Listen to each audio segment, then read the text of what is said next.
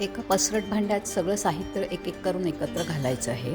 त्याप्रमाणे मी घालून घेते आहे. त्यानंतर हा पुदिना मी हाताने चुरून घालते आहे. तुमच्याकडे ताजा असेल तर तुम्ही ताजा पण चिरून घालू शकता.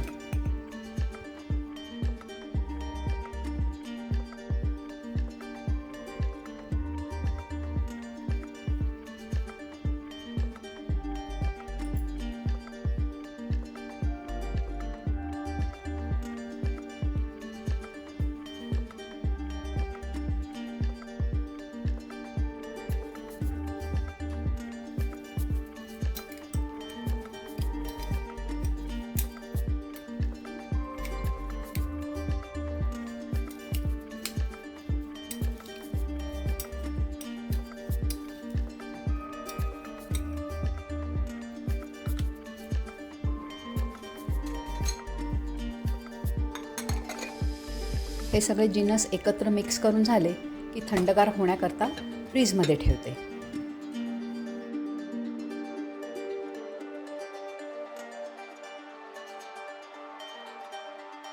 जेव्हा खायला घ्यायची असेल त्याच्या आधी थोडंसं अजून लिंबू पिळायचं आणि थोडीशी साखर घालायची आणि ते मिक्स करून मग आपण खायला घ्यायची. अशी आपली कलिंगडाची सोपी सहज कोशिंबीर तयार खास उन्हाळ्यासाठी. तुम्ही नक्की करून बघा.